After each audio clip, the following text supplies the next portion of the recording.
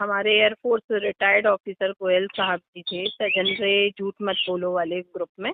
हाँ हाँ। उनको रिमूव करने का कारण क्या, उनमें मेरे द्वारा जुड़े हुए 2 व्यक्ति थे जो कि चाह रहे थे कि आपके साथ जुड़े। वो किसी संगठन में नहीं थे। एक रिटायर्ड फोर्स ऑफिसर गोयल साहब और एक अभय भैया, वो भी अभय सिंह जी, वो भी रिटायर्ड एयरफोर्स ऑफिसर हैं, अभी दिल्ली में किसी ड्यूटी पर हैं। तो उनको ग्रुप से अभी रिमूव क्यों कर दिया गया? नहीं, ये किसने रिमूव किया है? मैंने तो किसी को रिमूव नहीं किया है। आप देखिए, लगातार व्यक्तियों यानी कई लोग रिमूव किए गए हैं। नहीं, लेकिन बाय हुम? आदित्य भाई साहब द्वारा।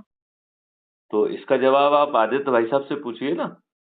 हमने पूछा था, उन्होंने बताया कि वो व्यक्ति रहना नहीं चाह रहे थे। हमारा कहना है जो सीनियर ऑफिसर हैं जिनके बराबर हम अपने आप को कभी सोच भी नहीं सकते, जब हमने उनको ऐड करने के पहले उनसे परमिशन ली, तो उनको रिमूव करने के पहले भी उनसे परमिशन लेना चाहिए। यानी आप समझ सकते हैं, जिन्होंने अपने दोनों पैर गंवा दिए एयरफोर्स के ड्यूटी के दौरान, उनको हम बिना पूछे रिमूव कर रहे हैं। वो उनका कॉल हमारे पास आता है कि ऐसा क्यों, जब हम देख रहे हैं तो उसमें उनको अलग कर दिया है। यानी कई 2-3 एयरफोर्स ऑफिसर जो जुड़े थे उनको सबको अलग कर दिया गया है। केवल में मुझे भी अलग नहीं, कर दिया लेकिन गया है। आप ये कह रहे हैं कि डॉक्टर आदित्य का कहना ये है कि उन्होंने ही रिक्वेस्ट किया था कि उन्हें हटा दिया जाए। नहीं, ये कहना है कि जो भी जोड़े लोग हैं वो वहाँ काम नहीं करना चाह रहे हैं। हमारा कहना, मुझे भी खुद ही अलग कर दिया गया है अभी।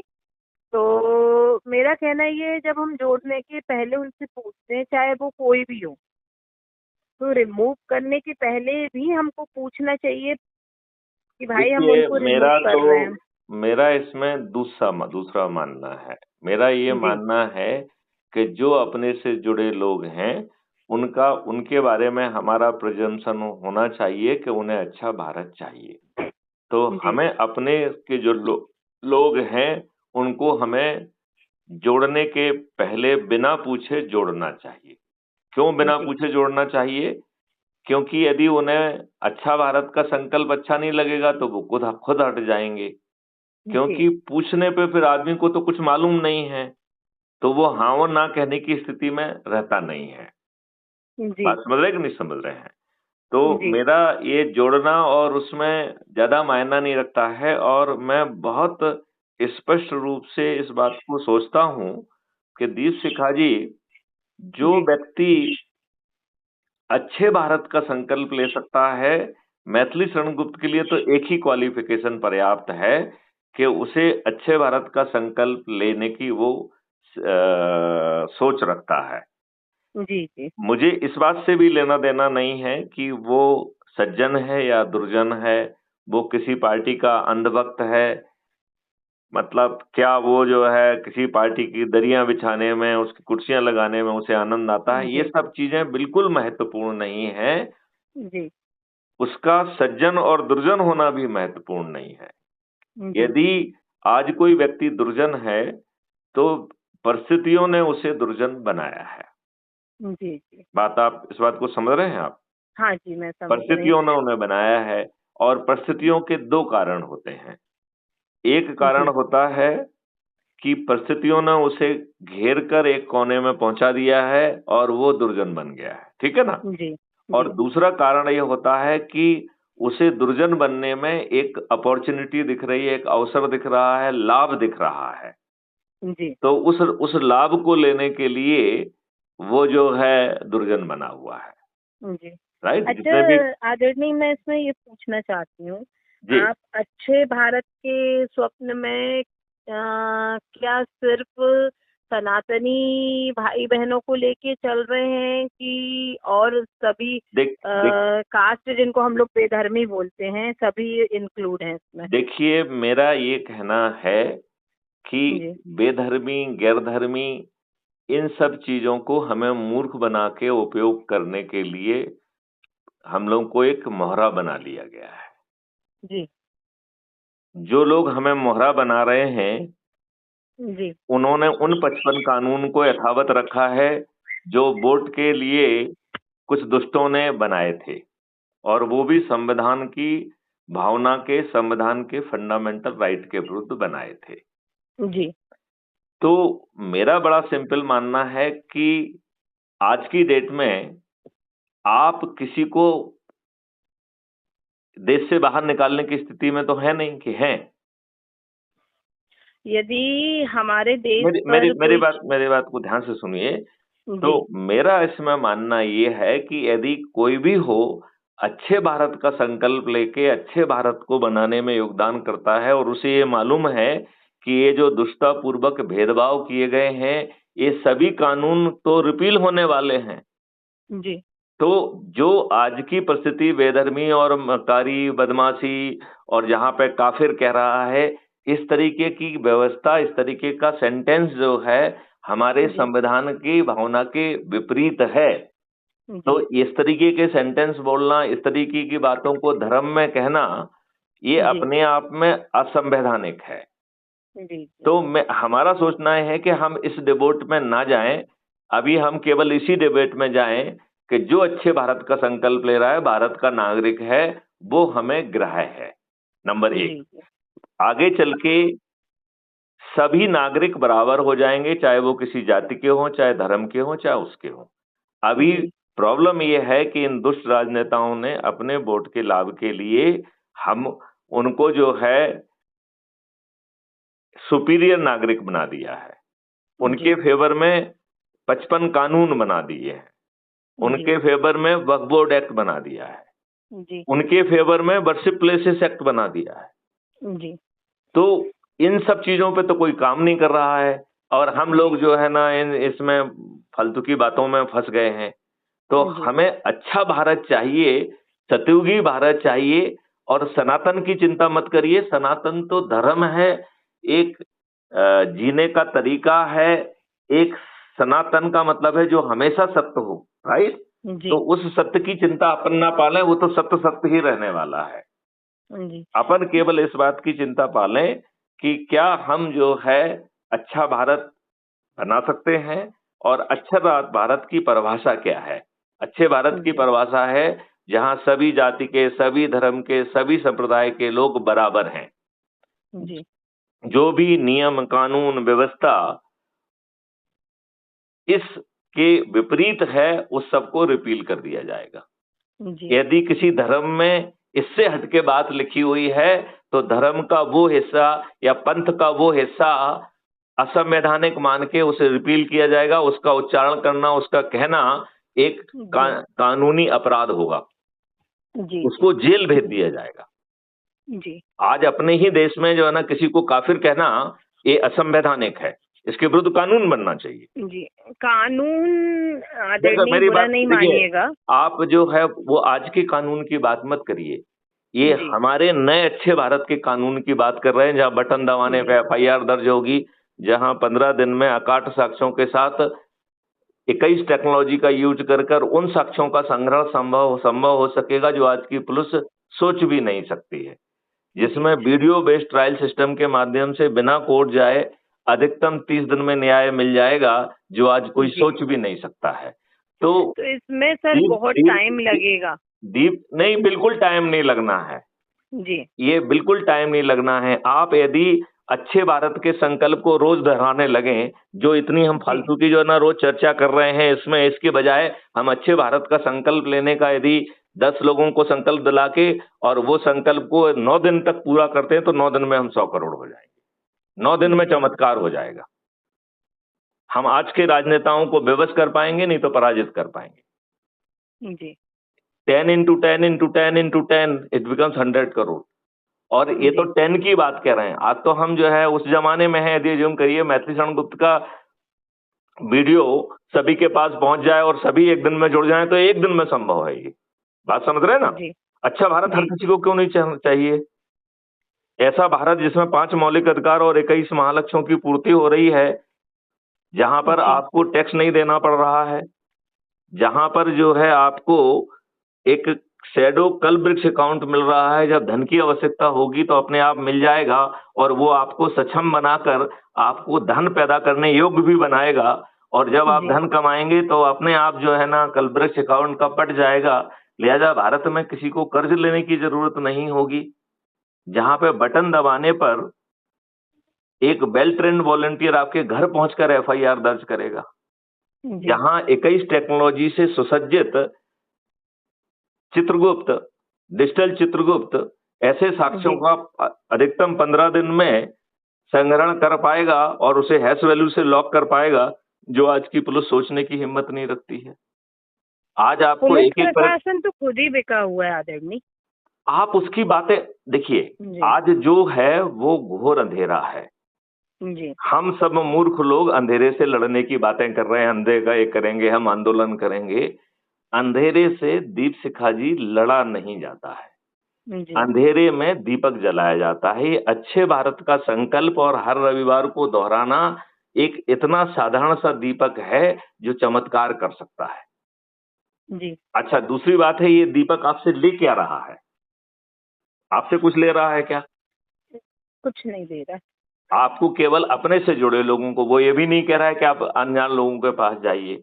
वो कह रहा है जी केवल अपने परिवार के सदस्य, अपने रिश्तेदार, अपने मित्र, अपने पड़ोसी और जिन संगठनों से भी आप जुड़े हों, चाहे वो धार्मिक हों, सामाजिक हों, आध्यात्मिक हों, किसी भी जी सोशल हों, किसी भी तरीके के संगठन हों, उन लोगों को अपन को जोड़ना है, एक रोस्टर बनाना है, हर रविवार को इस संकल्प को दोहराना है।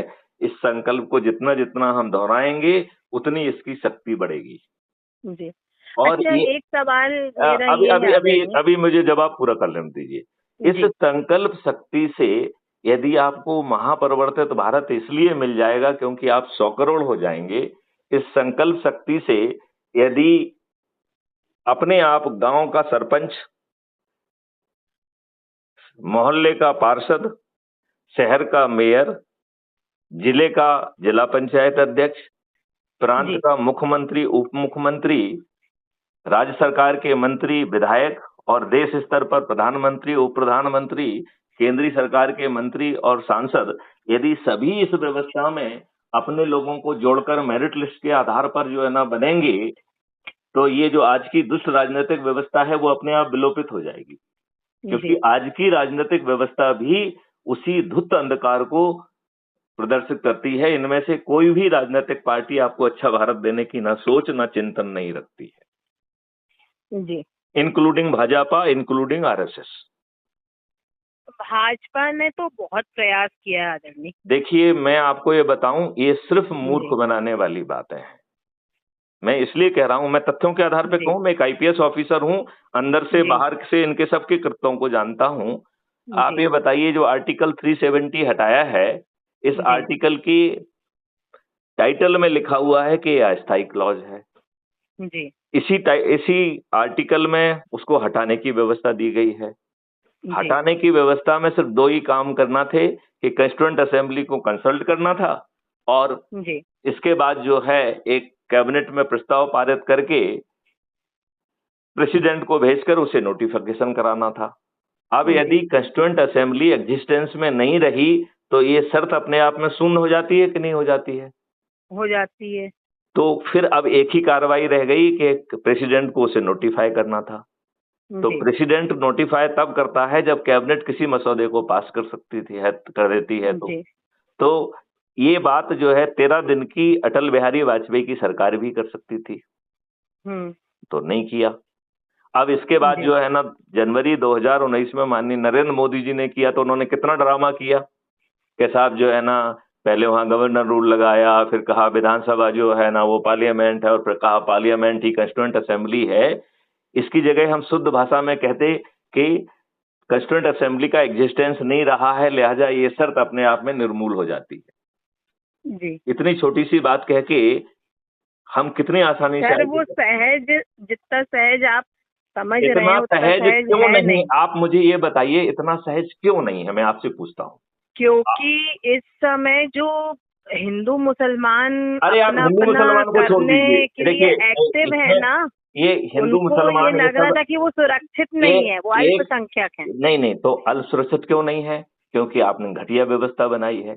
सुरक्षित क्यों जी नहीं है? क्योंकि पुलिस आपकी सुनवाई नहीं करती है। पुलिस जो जी है ना आपका फटा हुआ सिर होने के बाद भी आपको भगा देती है, आपका अपमान करती है। वहीं पैसे जी लेकर, वहीं राजनीतिक दबाव में आपके विरुद्ध झूठे मुकदमे कायम करती है, एफआईआर जी को तायद करते हुए अपने मन से झूठे कथन लिख लेती है, झूठी विवेचना जी करके आपको जेल में डाल रही है। जी आप जो है वर्षों वर्ष जो है ना आपको जमानत नहीं मिल रही है।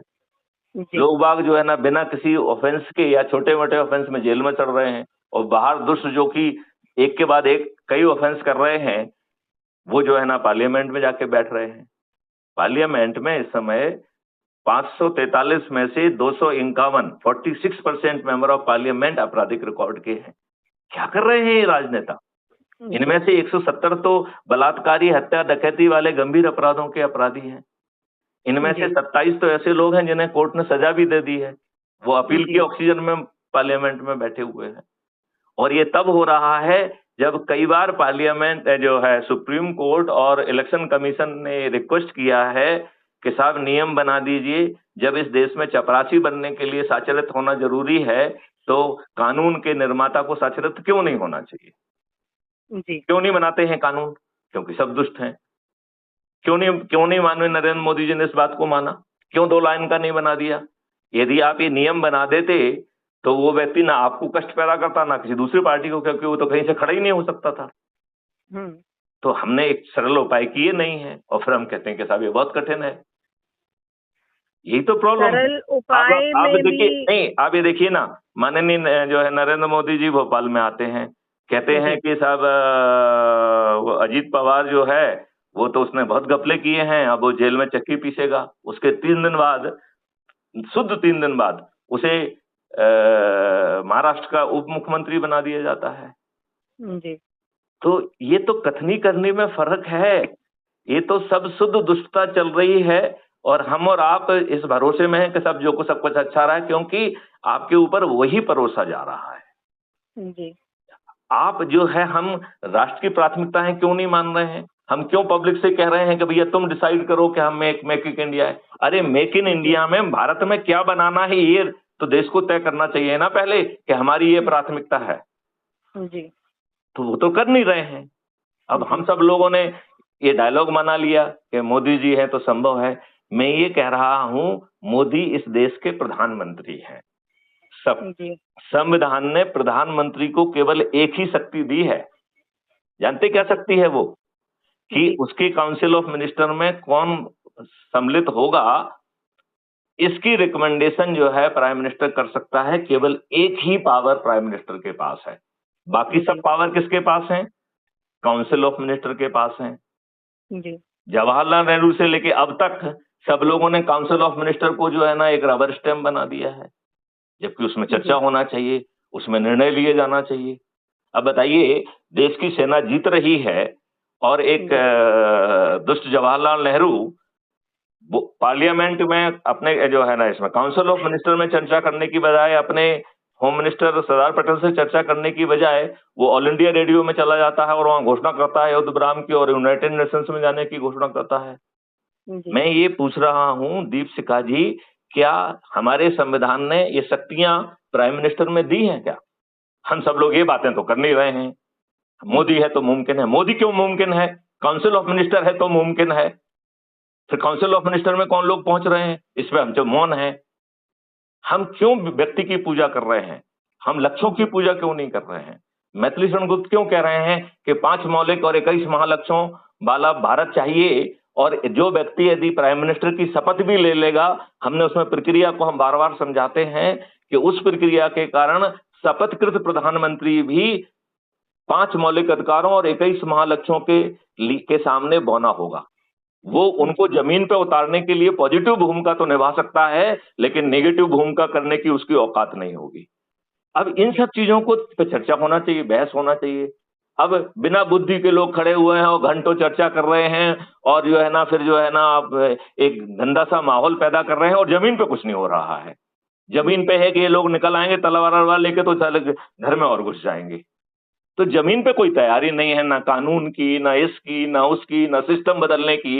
बस सब भाषणबाजी। सिस्टम सब बदलना आदरणीय इतना आसान नहीं है। ये आप भी इतना ऑन आसान ड्यूटी है, में एक मिनट, आपने। एक जी मिनट, ये इतना आसान है जितना एक रेजोल्यूशन से 55 कानून रिपील किए जा सकते थे। जब जी जब जो है भाजपा को एक समय राज्यसभा और लोकसभा दोनों में मेजोरिटी थी, एक सिंपल के कागज पे उन 55 नियमों के नाम लिख के इन्हें रिपील किया जाता, इतना करने से काम चल जाता। जी मैथिली शरण गुप्त ये कोई साधारण व्यक्ति नहीं है, वो इस देश की पुलिस व्यवस्था के 7 साल तक चीफ रहे हैं और कश्मीर से लेके उन्होंने हर जगह सेवाएं दी हैं। वो कोई सामान्य व्यक्ति नहीं है। आप मेरी बात पूरी कहने दीजिए मुझे। मैं ये कह रहा हूं, मैं उन्हें बारीकियों को समझता हूं जो आप नहीं समझती हैं। बिल्कुल। तो इसलिए क्या संभव है क्या नहीं संभव है, ये मैथिली शरण गुप्त ज्यादा उसे समझ सकते हैं ना, जो प्रशासन के हिस्सा रहे हैं। हाँ, जो पुलिस के हिस्सा रहे हैं, जिन्होंने तमाम तरीके की दंगे फसाद जो है ना झेले हैं, उन पे कंट्रोल किया है, उन परिस्थितियों को देखा है, झेला है, संभाला है। तो क्या संभव है क्या नहीं संभव है, अथॉरिटी के साथ मैं ज्यादा अच्छे ढंग से कह सकता हूँ या दीपशिखा जी कह सकती हैं? नहीं, आप कह सकते हैं। मेरा आपसे पूछना वही था कि ये सब चीजें आपने ऑन ड्यूटी रहते हुए क्यों नहीं की? उस समय तो आपके हाथ में पावर जहाँ रहा वो सब कुछ किया। आप मालूम तो करिए कि मैथिली शरण गुप्त क्या शख्सियत। मैं अपने मुंह से क्यों कहूँ इस बातों को? आप उन जगहों पे फोन लगाइए कि जहाँ पे मैं रहा हूँ। आप भोपाल में मालूम करिए, आप जो है ना गुना में मालूम करिए, आप जो है ना प्रदेश में मालूम करिए, जहाँ रहा हूँ वहाँ पे, जब मैं डीजी रेलवे रहा हूँ तो रेलवे में मालूम करिए। जी। तो ये बात, और फिर मुझे बताइए ना कि आप क्या कठिनाई महसूस कर रहे हैं, मैं उस कठिनाई का समाधान बता दूंगा। हम आपको 1 मिनट के लिए विद्वान मान लेते हैं। नहीं, मैं तो इस समय आपसे नहीं, ये कहना कि साहब सरल नहीं है, नहीं, ये कहने की बजाय ये सरल नहीं है। आप मुझे ये बताइए कि साहब इसमें ये कठिनाई आएगी, फिर मैं कहूंगा कि साहब उसका निदान ये होगा। नहीं आदरणीय, जितना मैं, क्योंकि मेरी उम्र तो आपसे आधी भी नहीं होगी, तो जितना मैं समझ पा रही हूँ कि यदि किसी चीज में बदलाव होना है और हम जितना उस कड़ाई से उस चीज में बदलाव चाहेंगे तो पहले अच्छे भारत का, एक मिनट, पहले अच्छे भारत का संकल्प ले लो, लोगों को जोड़कर उसमें 100 करोड़ की शक्ति पैदा कर लो, जो कि बहुत आसान है। अब आपको 100 करोड़ का नाम बड़ा लगता है, मैं समझाऊंगा तो आपको समझ में आएगा कितना आसान है। देखिए, इस मॉडल के हिसाब से 10 × 10 × 10 × 10 करके 9 दिन में 100 करोड़ हो जाता है, राइट? 144 करोड़ में से आपने 44 करोड़ पहले छोड़ दिए कि नहीं छोड़ दिए? केवल 100 करोड़ की बात कर रहे हैं आप। जी। अब इस मॉडल में 9वें दिन 90 करोड़ लोग जुड़ रहे हैं और 9वें दिन आपका संकल्प पूरा हो रहा है। इसका मतलब है 90 करोड़ लोगों को किसी को नहीं जोड़ना है। हालांकि हमारी प्रक्रिया के तहत वो संकल्प भी लेंगे, शपथ भी लेंगे, प्रयास भी करेंगे, लेकिन मॉडल के हिसाब से यदि वो एक भी व्यक्ति को ना छोड़े तब भी हम 100 करोड़ हो जाएंगे। इसका यदि हम इसको दोनों चीजों को लपेट के देखें तो 144 करोड़ व्यक्तियों में से 90 धन 134 करोड़ को एक भी व्यक्ति को ना जोड़ने पर भी ये मॉडल फलीभूत होगा, राइट? अब 8वें दिन जो 9 करोड़ लोग जुड़ रहे हैं इस मॉडल में, उनके पास एक दिन है तो केवल 9 करोड़ लोगों को ही 10 लोगों को जोड़ना है। और ये 10 कौन से हैं? अपने परिवार के सदस्य, अपने रिश्तेदार, अपने मित्र, अपने पड़ोसी और जिन संगठनों से हम जुड़े हैं उनको। और बदले में क्या मिल रहा है हमें? महापरिवर्तित भारत। बदले में क्या मिल रहा है हमें? ये जो 55 कानून जो संविधान के विरुद्ध बने हुए हैं इनका रिपील होना। बदले में क्या मिल रहा है हमें? रोजगार का मौलिक अधिकार। और रोजगार कौन सा मिल रहा है? आपके पोटेंशियल का मौलिक अधिकार। और इनको जो है सबसे पहले, आज तक जो कभी किसी ने कोशिश नहीं की, क्योंकि लॉर्ड मैकाले की व्यवस्था के तहत और अंग्रेजों की व्यवस्था के तहत तो आज चल रहे हैं, आज तक किसी ने ये मालूम करने की कोशिश की कि उसका जो है पोटेंशियल क्या है? नहीं। इस मॉडल के तहत पहली बार लोगों के पोटेंशियल निकाले जाएंगे। इस मॉडल के तहत पहली बार उसे अचीवेबल माइलस्टोन में ब्रेक किया जाएगा। और आपको पहले माइलस्टोन की शिक्षा दी जाएगी, पहले माइलस्टोन का हुनर दिया जाएगा और पहले माइलस्टोन के लिए जो टेक्नोलॉजिकल रिक्वायरमेंट है वो दिया जाएगा। फिर 6 महीने तक आपको उसमें सतत अभ्यास करा के सर्टिफिकेट ऑफ एक्सीलेंस दिया जाएगा और फिर आप जो है राष्ट्रीय संपदा के निर्माण में आपकी जो जगह होगी वहां आपको भेज दिया जाएगा। तो ना तो रोजगार के लिए आपको कोई कॉम्पिटिटिव एग्जामिनेशन देना है, ना आपको शिक्षा के लिए कोई कॉम्पिटिटिव एग्जामिनेशन देना है। और यदि आपके पास पैसा नहीं है तो हमने आपको एक कलवृक्ष अकाउंट दे दिया जहां से पीछे से पैसा आ जा रहा है। हम्म। तो पैसा भी आपके लिए बाधा नहीं बन रहा है।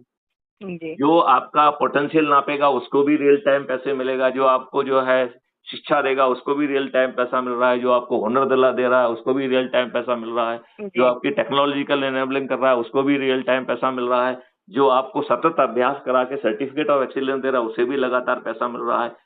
इन सब चीजों में कितना जो है ना एम्प्लॉयमेंट क्रिएट होगा। जी। अच्छा, और कोई चीज फ्री में नहीं आ रही, कोई चीज सरकार के खाते से नहीं आ रही है। जब जो है आप राष्ट्रीय संपदा के निर्माण में लगेंगे तो उससे जो रेवेन्यू आएगा, उससे यदि आपके पास पैसा नहीं था, कलब्रिक्स अकाउंट से आपके अकाउंट में पैसा आया था, तो कलब्रिक्स अकाउंट में पैसा वापस चला जाएगा। तो आपको ना तो पैसे की चिंता करना है, ना इसकी चिंता करना है, ना उसकी चिंता करना है। और इसमें 3 ऐसे मॉडल हैं कि भारत सरकार के पास 20 गुना ज्यादा पैसा पहुंच जाएगा। तो हमारी तो भारत सरकार से ये शर्त है कि 5 साल के अंदर सभी तरीके के टैक्सेस खत्म हो जाना चाहिए। उसका भी रोड मैप है कि पहले साल में जो है ना टैक्सेस जो है ना 50%, दूसरे साल में जो है ना 25%, 15%, 10% खत्म कर दो इसके बाद। तो इस तरीके से आपको टैक्स मुक्त भारत भी मिल रहा है, कर्ज मुक्त भारत भी मिल रहा है, रोजगार का पोटेंशियल मिल रहा है, आपको शिक्षा का जो है ना ऐसी शिक्षा मिल रही है जो लॉर्ड मैकाले की नहीं है, वो जो कि आपके पोटेंशियल को रियलाइज करने वाली वही आपको शिक्षा दी जा रही है, जिसमें साथ में संस्कार भी दिए जाएंगे। जी। इसके बाद आपको भोजन का भी मौलिक अधिकार मिल रहा है, स्वास्थ्य का मौलिक अधिकार मिल रहा है, जिसमें सभी पैथियां आपकी सेवा में होंगी। आज तो चारों तरफ दुष्टता हो रही है। फिर आपको समृद्धि और खुशहाली का मौलिक अधिकार मिल रहा है, और 21 ऐसे महालक्ष्य मिल रहे हैं जिसमें आपकी प्रशासनिक व्यवस्था बदल रही है। आज प्रशासनिक व्यवस्था में बैठा हुआ चपरासी भी अपने आप को जो है ना आपसे बड़ा मानता है, आपसे इज्जत से पेश नहीं आता है, तू तड़ाम करता है, बाहर निकाल देता है। जी। करता है कि नहीं करता है? करता है। और जो बैठे हैं कुर्सी पे बैठे लोग, वो जो है ना आपकी फाइल को डिले करते हैं जिससे कि भ्रष्टाचार कर सकें। है कोई अकाउंटेबिलिटी? कोई अकाउंटेबिलिटी नहीं है। नहीं है। अब यही बताओ, यही प्रशासनिक व्यवस्था बदल जाए, कंडक्ट रूल बदल जाए, और इन लोगों को तनख्वाहें सिर्फ इस बात की मिलेगी कि जबकि वो काम करें, और काम करने के पहले उनका जो है काम की गुणवत्ता कैसी रही, आम आदमी की फीडबैक क्या है, उसकी वेशभूषा क्या है, उसका जो है व्यवहार कैसा है, ये कैप्चर करके आपकी रेवेन्यू स्ट्रीम में मल्टीप्लाई किया जाएगा। यदि आपको लगातार आपका व्यवहार ठीक नहीं है तो आपको ट्रेनिंग में भेज दिया जाएगा। यदि ट्रेनिंग इसके बाद भी नहीं होता है तो आपको नौकरी से बाहर निकाल दिया जाएगा। जी। तो ये बदली हुई व्यवस्था, जहां पुलिस, आज आप जाते हैं, पुलिस जो है ना आपसे ठीक ढंग से पेश नहीं आती है, आपका सिर फटा हुआ है, वो गाली देके आपको भगा देते हैं। वहीं पर आपके विरुद्ध जो है पैसे के प्रभाव में और राजनेताओं के प्रभाव में झूठे मुकदमे कायम कर लेते हैं। वही पुलिस जो है एफआईआर को तायद करते हुए झूठे कथन लिख के आपको जेल में ठूस देती है। ये तो मैं अभी जो मेरी कंडीशन चल रही थी आदरणीय, मैं इसमें खुद भुक्तभोगी हूँ। मेरे घर पर हमला हुआ, मेरी बच्चियों के साथ अभद्रता और अश्लीलता बैड टच हुआ, जिसको पास्को एक्ट अंडर 18 है। एक मेरी बच्ची 17 साल की, एक 9 साल की, जिस दुर्घटना में मेरे पति को गंभीर चोट आई और आज वो इस दुनिया में नहीं रहे। उसमें पुलिस ने जो एफआईआर लिखी, उस एफआईआर में जो मैं बोल रही हूँ वो ऐड ना करते हुए उन्होंने बोला कि आपकी एफआईआर हो गई है, बच्चों की एफआईआर उसी में इंक्लूड हो गई, जबकि मैं बार बार बोल रही हूँ कि बच्चियों के साथ अभद्रता हुई है। और 100 यानी जो सीएम हेल्पलाइन है उसको बार बार पुलिस अपने अकॉर्डिंग बंद करा देती है। एसपी, सीएसपी, डीएसपी सभी इसमें इन्वॉल्व है। अब आप ये बताइए, यदि आपको ऐसी व्यवस्था मिल जाए कि आप जो कह रहे हैं वो जो है एफआईआर आपके घर पे आप एक वेल ट्रेन्ड वॉलंटियर करके आके कर दे, पुलिस की जरूरत नहीं होगी, ऐसा नियम कानून में प्रावधान होगा, और झूठी एफआईआर दर्ज करना, झूठे कथन देना, यदि आप भी झूठी बात कहेंगे तो बहुत गंभीर अपराध माना जाएगा। पुलिस के द्वारा अपने मन से झूठे कथन लिपिबद्ध करना ये बहुत बड़ा अपराध होगा। झूठी विवेचना करना एक बहुत बड़ा अपराध होगा। इसमें नौकरी जाएगी, संपत्ति जब्त होगी, जेल में भी सड़ेगा। जी, लेकिन मेरा एक सवाल आपसे ये आता है, लेकिन सवाल के बाद इतने बड़े भारत का सपना देख रहे हो, मैं तो आपसे ये कह रहा हूँ, ये व्यवस्था तब आएगी ना जब ये शक्ति आप जो है अच्छे भारत के संकल्प से पैदा करोगे। नहीं, मैं आपसे वही बात करना चाह रही हूँ। आपने अच्छे भारत का सपना देखा, मैं आपकी बात से एग्री करती हूँ, मैं भी वही चाहती हूँ। आप मेरी बात बहुत ध्यान से सुनिएगा। लेकिन जब आप अपनी टीम को ही मैनेज नहीं कर पा रहे हैं, तो क्या है, आपके हाथ में सोशल मीडिया पावर है, आप व्हाट्सएप मैनेज नहीं कर पा रहे हो, किसी को भी उसमें से ऐड और किसी को भी रिमूव कर दिया जाता है। आप ये चीज में व्हाट्सएप जो आप है, यदि एक मिनट सोशल मीडिया डालूं। मैडम मेरी बात ध्यान से जी सुनिए। व्हाट्सएप जो है किसी के हाथ का एजेंट है, जो ठीक जी काम कर रहा है उनको ब्लॉक करता है, और जो लोग बैठे हुए हैं वो अपने विवेक से जो कर रहे हैं वो कर रहे हैं। तो जी। मेरा ये कहना है कि अच्छे भारत का संकल्प लेके शुरू हो जाइए। किसी ग्रुप में रहने की क्या जरूरत है? आप मैनेजमेंट ग्रुप के ग्रुप में हैं आप? नहीं तो ग्रुप में मतलब नहीं जैसे समझे ना आपका आप? मैंने देखिए वीडियो वो ग्रुप, देखी है, वो आप ग्रुप ग्रुप देखो, मीटिंग करते हैं, जस्ट ए मिनट, उसमें दलिए। वो आप ग्रुप को महत्व मत दीजिए। जी हम आपको जो है ना दूसरे ग्रुप में डाल देते हैं। जी बात समझ रहे हैं ना? देखिए ग्रुप महत्वपूर्ण नहीं है, ग्रुप एक जी माध्यम है टू रीच आउट। हम किसको जी रीच करने की कोशिश कर रहे हैं? आपके परिवार के सदस्य, आपके रिश्तेदार, आपके मित्र, आपके पड़ोसी, जिन जी संगठनों से आप जुड़े हुए हैं। जी। तो हर व्यक्ति को फिर इसके बाद हम अलग से उसका व्हाट्सएप ग्रुप बना रहे हैं। तो जी हम दीपशिखा जी आपका भी व्हाट्सएप ग्रुप अभी बना देते हैं, आप किसी दूसरे के ऊपर नहीं, क्यों अभी डिपेंड है? अभी तो मुझे आवश्यकता नहीं है आदरणीय, नहीं नहीं, क्योंकि आप अभी मैं सबको अपनी पारिवारिक समस्याओं में, आप क्योंकि मेरे। पारिवारिक समस्याओं से 24 जी घंटे नहीं लड़ती हैं। आप 15 मिनट का नहीं समय निकाल कर इस काम में लगाएंगी तो आपको शक्ति मिलेगी। आदरणीय, मैं अभी घर के बाहर भी नहीं जा पा रही हूँ। आप समझ नहीं सकते इसके कि लिए पुलिस आपको घर के प्रशासन बाहर द्वारा जाने की आपको मेरी, नहीं, एक मिनट, पुलिस प्रशासन द्वारा मेरे, आप समझ सकते हैं, सिंगल पेरेंट्स हूँ मैं, महिला हूँ, मेरे घर में 2 बच्चे हैं, यानी हम लोग 3 महिलाएं कहलाएं।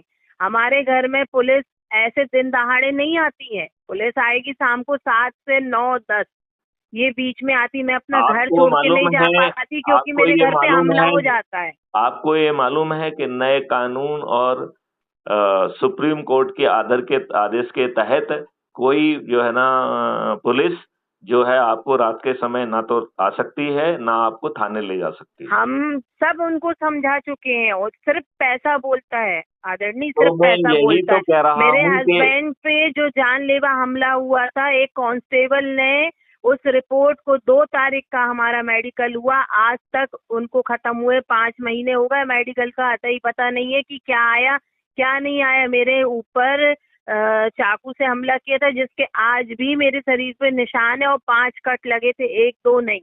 मेरे हाथ पर 5 कट लगे थे, जिसपे कोई नहीं। मेरे हस्बैंड ने, जब तक FIR में साइन नहीं हुआ, वो हॉस्पिटलाइज नहीं हुए। 2 तारीख से 5 तारीख तक उनका लीवर 65% डैमेज हो चुका था, और आज वो इस दुनिया में नहीं है।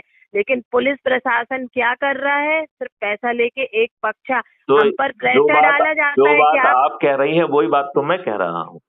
आप कह रहे हैं, आप देखिए आदरणीय, आप बहुत दूर हैं, लेकिन जो हम लोग सहते हैं, कानून प्रक्रिया हाथों का खिलौना, चाहे वो वकील खरीदना, चाहे वो जज खरीदना, चाहे SP DSP देखिए DIG, सब देखिए खरीदे जा रहे हैं। इसको थाने के इसको रेट लगे हैं इस- इसको 20,000 रुपए TI।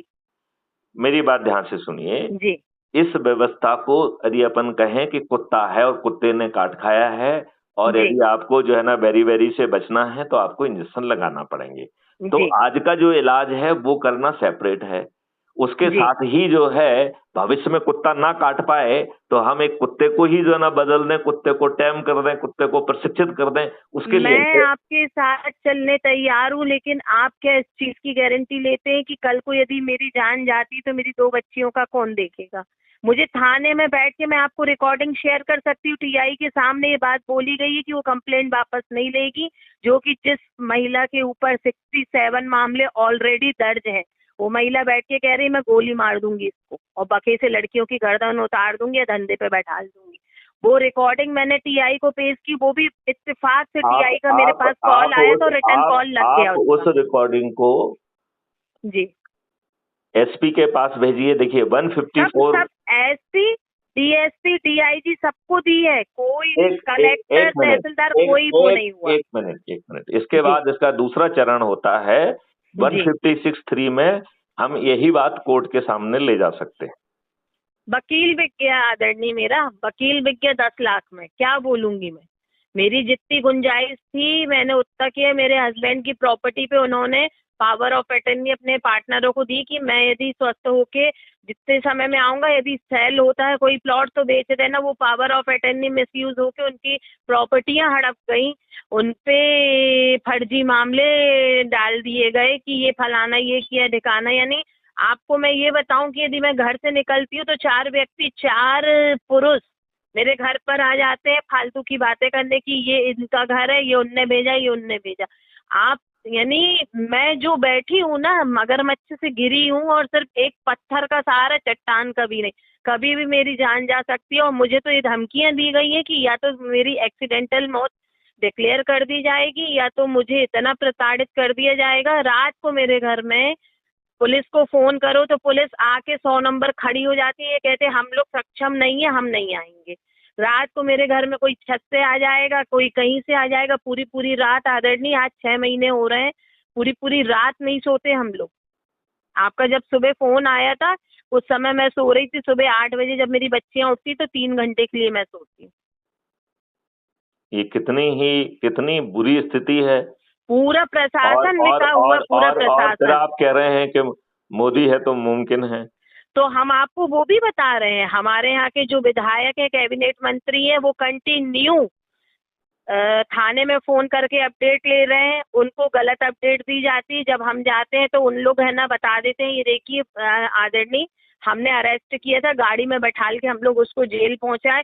जेल पहुंचाने के पहले उसकी जमानत हो जाती है। तो ये तो ऐसा है कि जिसके पास पैसा है पुलिस उसकी जेब में, चाहे कोई भी पुलिस के आला अधिकारी हो चाहे कुछ हो। कलेक्टर के सामने हमने बोला था कि आपके हाथ में मेरी बच्चियों को बचाना, इससे ज्यादा क्या बोलेगी कोई माँ। अब आप दीप शिखा जी एक दूसरी बात को समझिए कि जी आपके ऊपर गुलामों के ही नियम कानून थुपे हुए हैं जी और ये पूरी व्यवस्था लाट साहब है। और लाट साहब जी व्यवस्था इन राजनेताओं की चरण सेवक हो गई है और पैसे की सेवक हो गई है। अब जी। आपके पास भगवान का नाम लेके और अच्छे भारत का संकल्प लेने के अलावा और कोई विकल्प है क्या? विकल्प कुछ नहीं है आदरणीय, लेकिन मेरे तो फिर पीछे ना आप, मेरा जब मायका ना विकल्प नहीं ससुराल है है। तो मेरे बच्चों के पास मैं सिर्फ अकेली हूँ, और मेरे जाने के बाद मेरी बच्चियों की बोली लग जाएगी, ये भी चीज मैं आपको लिखित में दे सकती हूँ। जो मेरे जिंदा जिंद यानी मेरे मायके, मेरे ससुराल वालों ने मेरे से संबंध खत्म कर लिए, जिस परिस्थिति में हूँ कि आज तुम्हारी दुश्मनी कहीं हम पर भारी ना पड़ जाए। और दुश्मनी कुछ भी नहीं थी आदरणीय, एक मकान कुड़की पर था, हमने डीआरटी से लिया। वो महिला हमारे पति को 22 साल से राखी बांधती थी। बस उसके बाद जो चालू हुआ पुलिस का रवैया, वो तो सोच से परे। आप सोचिए कि एक व्यक्ति जो मेरे स्वर्गीय पति, जिनको इतनी गंभीर चोट पुलिस वालों के सामने लग गई, और पुलिस वालों उन्होंने सिर्फ धक्का मारा। क्यों? क्योंकि वो महिला ने मुझे चाकू मारी और उन पीठ पे उनको घाव दिख गया, हाथ पे नहीं दिखा। तो जो महिला, उसके बाद उन्होंने क्या बोला पुलिस वालों ने, सर आप भाई साहब आपकी कंप्लेंट मत लिखवाइएगा क्योंकि वो हरिजन महिला है, हरिजन एक्ट लग जाएगा आप पर, आप रहने दो, मैं मैडम का मेडिकल कराता हूँ। मेडिकल के नाम से वो हमको 8 बजे लेके गए, हम 2:30 बजे रात को घर आए हैं। ये मेडिकल हुआ हमारा। और वो मेडिकल की कोई वो नहीं है, जब तक वो जीवित थे 23 मार्च को जब उन्होंने सुबह आखिरी सांस ली 10:10 तक, जब तक मैंने पूछा कि आपने मेरा जो मेडिकल हुआ उसकी क्या रिपोर्ट, अभी रिपोर्ट नहीं आई है, त्योहार था। 24 घंटे के भीतर रिपोर्ट आ जाती है आदरणीय, और उसके बाद भी कोई वो नहीं। और आज जब अब मैंने सीएम हेल्पलाइन दोबारा अपडेट इसके बाद कराई भी है। आप इसके बाद भी आप कह रहे हैं कि मोदी है तो मुमकिन है, इसके बाद भी आप जो है अच्छे भारत का संकल्प लेने के लिए तैयार नहीं है। अरे जो कुछ है तो है। आदरणीय संकल्प देखिए, संकल्प से पेट नहीं चलता। मेरे बच्चों के पास मेरे सिवा कोई नहीं है। यदि आज मैं चलिए कोई तो चीज के दीप लिए शिखा जी, आगे, मैंने सारी जगह से हाथ अलग कर लिया। दीप शिखा क्यों? जी, क्योंकि मुझे मेरे 2 बच्चों का भविष्य दिख दीप रहा है। शिखा जी, दीप शिखा जी, जी आपको जो उचित लग रहा है वो करिए। जी मैं अपनी वार्तालाप को यहाँ पे विराम देता हूँ। जय जी। हिंद, जय भारत, वंदे मातरम। जय हिंद।